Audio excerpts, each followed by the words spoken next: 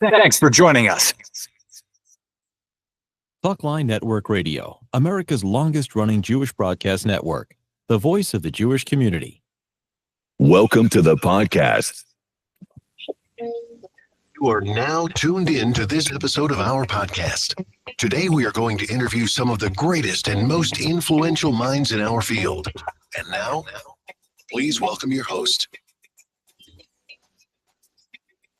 You're listening to Talkline with Zev Brenner, America's premier Jewish broadcast on the air since 1981. And we're back. You know, we have different Jewish communities. One of the ones that people may not be as aware of, but it's growing both in influence and numbers, is the Persian Jewish community. And really the area which has the most amount of Persian Jews anywhere in the world is Great Neck, Long Island.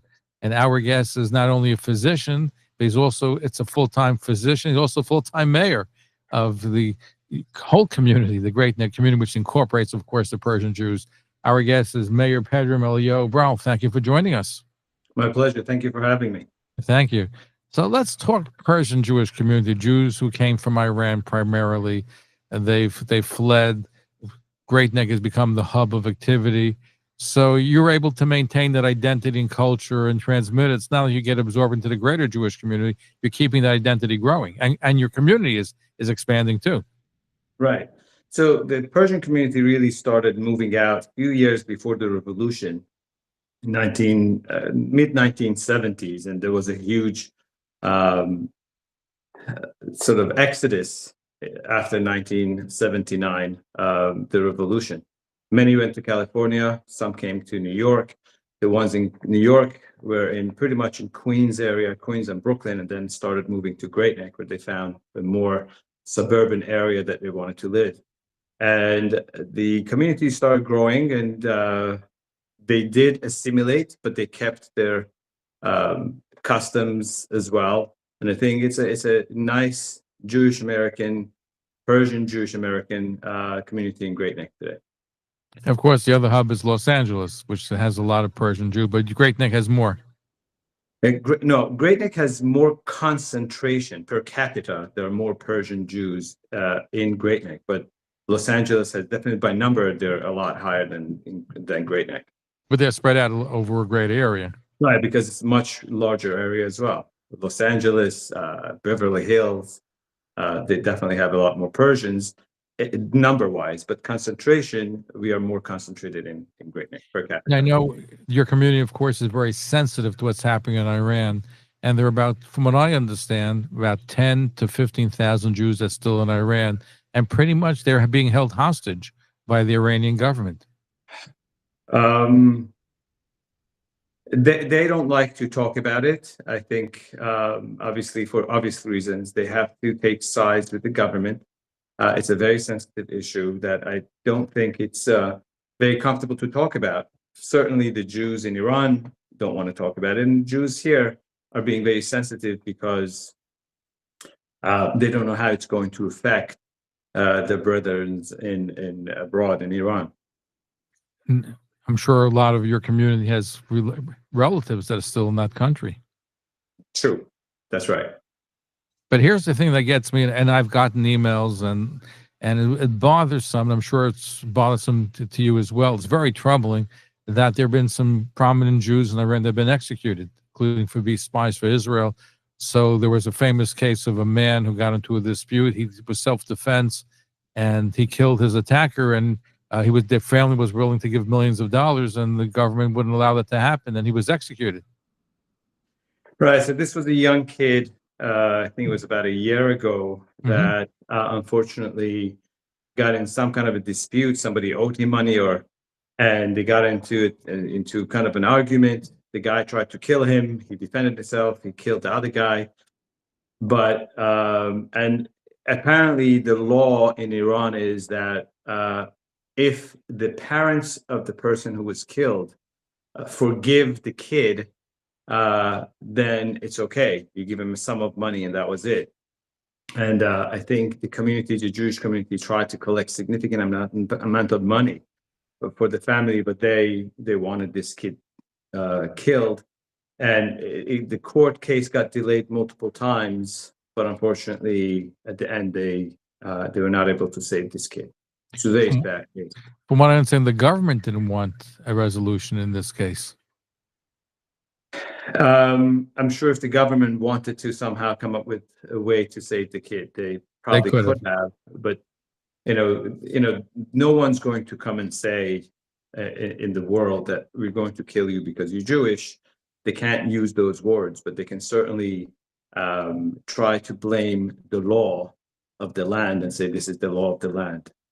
I'm sure if they wanted to, they could have. Right. And so I know it's a sensitive area because there's still a lot of family in Iran. And to anybody who observes this scene, they're certainly held hostage. The government can come in at any time, arrest people, do that. So in a way, it's a bargaining chip, which they can use. I don't know if they have used it, but certainly it's a precarious situation. Most of the Iranian Jews have fled. Since your family left before the revolution, a lot of people have left. There's a smaller amount, but is it more elderly people? Who are those that are still there? No, I mean, I believe, again, I don't have family there, but no, from the ones who are there are all types. They're young people, older people. Many people can't leave because it's very difficult to come here with the money there has almost no worth here in America. So to come to sell your house and everything you have to come to the United States, you probably come in empty-handed. So it's very difficult for them to be able to say, we're moving to a new country, not knowing the language, not knowing the customs, have no money to take with us. It becomes extremely, extremely difficult. And that's why many of them are still there. I mean, they make more money there, they can have a life. But if they say I want to leave, it's not easy just to leave Iran. I've spoken to people who've left, but they had to smuggle themselves across other countries in order to get to the United States. Some of them didn't even want to appear on my program because they were afraid, for repercussions. So if a Jew wants to say, I want to leave Iran, it's not easy to leave. I don't know how easy it is today, but I remember when we left, it wasn't. And I was a kid when I came out. I was a kid when we left, and we also had to come out in different ways. It was not the direct way of leaving. I mean, we discussed it in a different time, but you can take plan and leave. But I'm just saying it's an interesting thing because it's not spoken about. But listen, Jews are in danger around the world, and depending on the country, the different levels of danger that face Jews. Here we face anti-Semitism. There they face a different kind of anti-Semitism, more dangerous kind of anti-Semitism from the government. But here in Greatneck, let me ask you this question: what made you decide? Because you are a full-fledged medical doctor. What made you decide to get a full-time job as mayor of Greatneck? So a couple of things happened. When we moved here many years ago, almost I would say about 30 years ago, we moved to Greatneck. I was a kid, then I went to medical school. I did my residency. After residency, I moved to the city.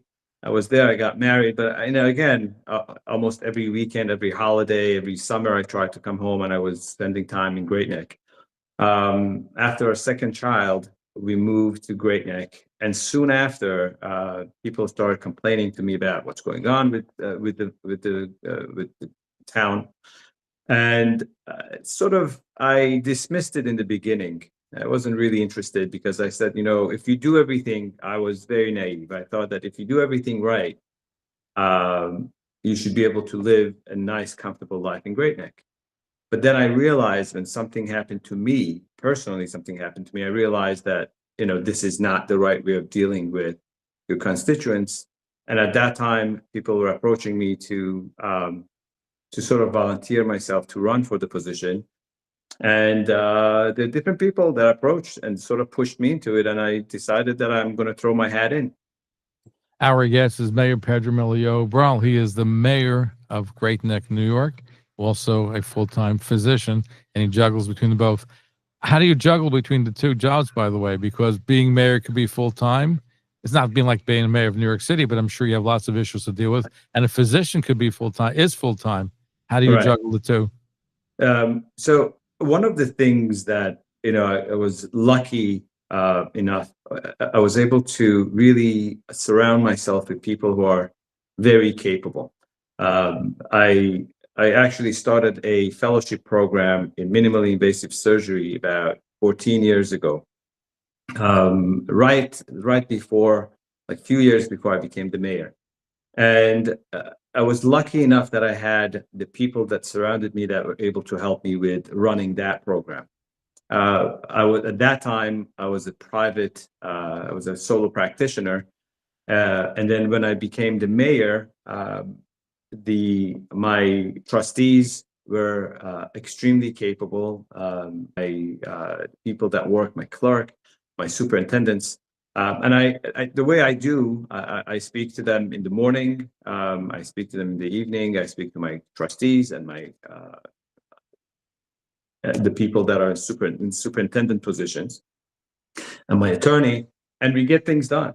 I do have my meetings when I'm off, and I do have a few days off a week that I can attend to the mayoral responsibilities, and that's the way it's been working out. And to be honest with you, I don't want to get religious here, but God has really played a very significant part, because there were so many times that it was a very close call of me missing meetings, but somehow the traffic opened up, the surgeries got done early, the meetings got delayed, not because of me, but for other reasons. And it just happens. And I think if you're really doing it for the sake of helping others, God helps you to get to your mission.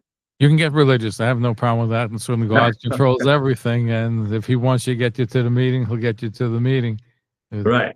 That's and I tell you, for the past 10 years, I don't think there was any conflict that happened that could not be resolved sort of easily. I mean, yes, there were certain things that I couldn't do, but I knew way in advance, and I had other people that were placed into position to go to those meetings. But other than that, there was nothing that I had to cancel last minute because I couldn't get to. Now, let me ask you this question. How active is the Persian Jewish community? I know a lot of communities like the Bukhari and the Syrian have lately gotten to be more participatory in the electoral and the political process. What's the situation with your community? So the Persian community was not, except a few before I became elected, there were very, very few people that took major roles in any kind of an election. Even presidential elections, people were not interested to vote.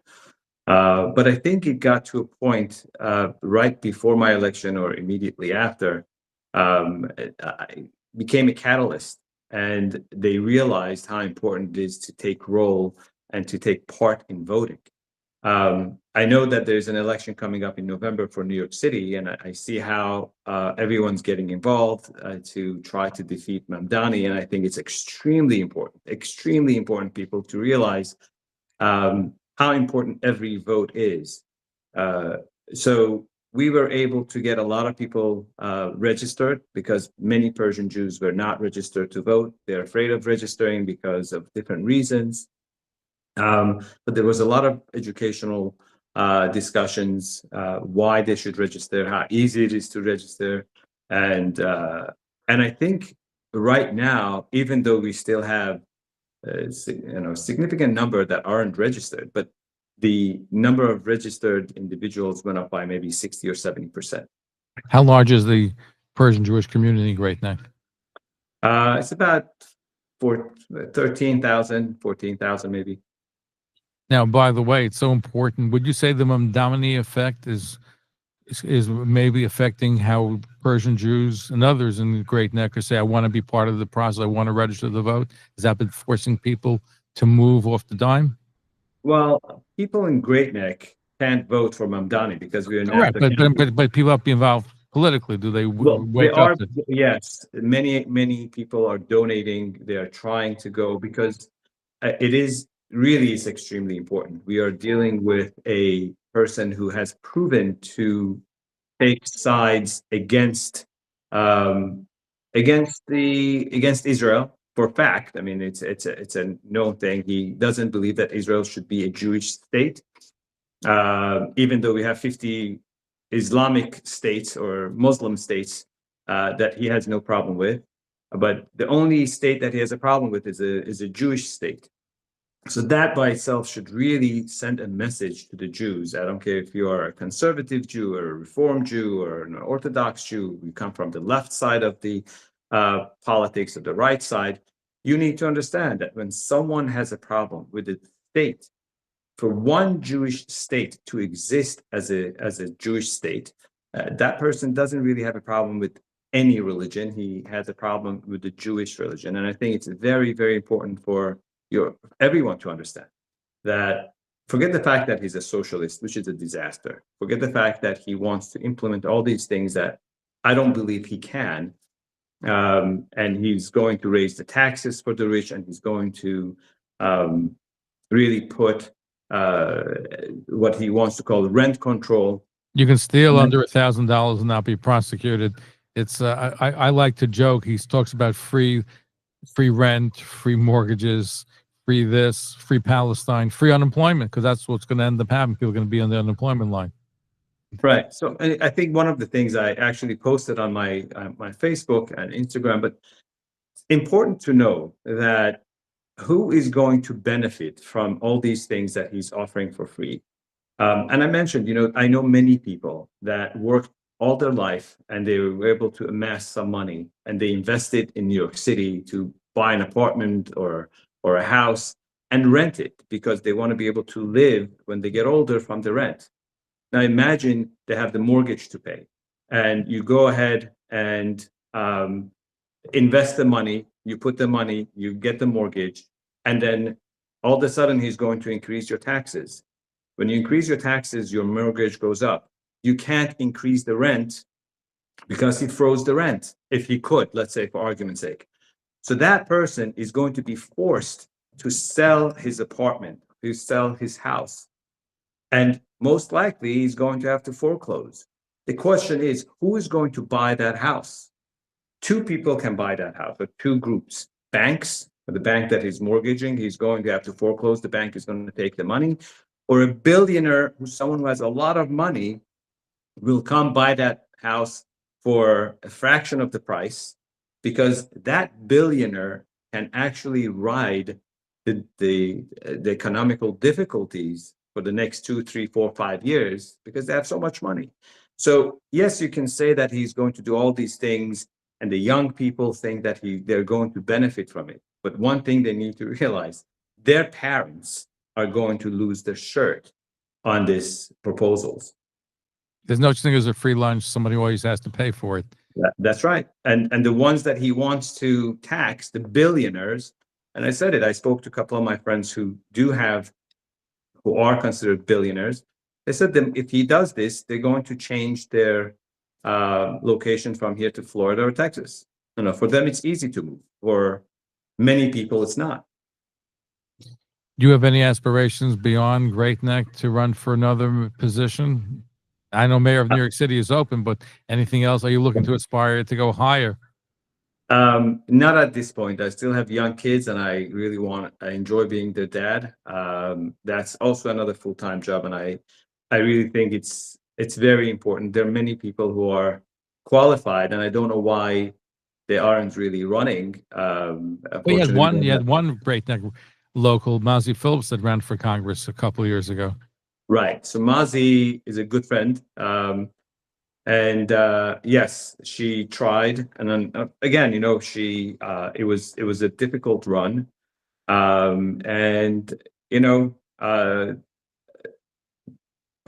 Swazi is a strong candidate. So he's a very good campaigner. Right. So it was not easy to defeat him. And to be honest with you, Swazi is not extremely left. So I can't really say that Swazi is someone that is going to do any major harm. Unfortunately, again, I'm conservative. I vote Republican. I have voted for Democrats at times, but I can tell you that it's important to vote for someone who has the best interest of the people. The problem is the Democratic Party, unfortunately, has gone so left that, and the ones who are really center of the left or left of the center, they have become more silent. and they don't have the power that they used to have 20 or 30 years ago. What's your biggest challenge being mayor? Maybe also give us an idea of what some of the duties that you do entail. What's the question? I'm sorry. Well, I'm going to ask what your biggest challenge, but I also want you to find out what do you do day to day? What's some of the issues that you have to deal with? It's not like, what are some of the challenges that you have? What are some of the issues you deal with on a day-to-day basis? Right. So, I mean, the biggest thing we really have is the buildings, because there are people who are against development. There are people who are for development. There are multiple buildings that are being proposed, different projects. So I think the biggest challenge is how we can come up with a middle ground that we can keep everybody happy, because it has to make sense. The developers want to make these huge buildings. The people say that we live in a suburban area. We don't want to have huge buildings. So we have to come up with something that makes sense financially for the village and for the town and for the people. And it has to make sense for the developers to want to come and revitalize a lot of areas that need revitalization. So that's pretty much the biggest challenge. But you enjoy what you're doing. You've been there 10 years in the job, and for most part, I enjoy it. It's very different than being a doctor. One of the things as a physician, things have to get done quickly. In government, unfortunately, things take forever. And I think I have to get done slowly. It's just, I think in the government, the challenge is how slow can you do it? The slower, the better government you have. And it becomes really annoying as a physician for me to be able to deal with all these delays and red tapes and, the state and the county, and then it goes back to the state. It's just so many different things that can delay. And also, we are building our village hall. And I tell you that if it was done by a private institution, it would have been done much faster and much cheaper. But when you have to go through all these red tapes that we have to abide by the government, it takes a lot longer, and it becomes a lot more expensive, which the taxpayers have to pay. Unfortunately. Have you had any problems in the last couple of years since October 7th dealing with demonstrations in Great Neck? No. Anti-Israel demonstrations? No. Nassau County is one of the safest, probably is the safest county in the United States. And I think that's something that we need to take into consideration. The reason it's one of the safest is because when Bruce Blakeman became the county executive, he actually increased the number of the police. He did not want to slash the number of the cops, as Mamdani suggesting. I mean, to decrease number of police in it's in the largest city in America, when the crime has gone up significantly, and thinking that you can replace the police with the social workers is what it's mental health people. I have one message that I want your audience to listen to. As a physician, I used to go to the emergency room a lot. I mean, to see my patients, sometimes some other patients.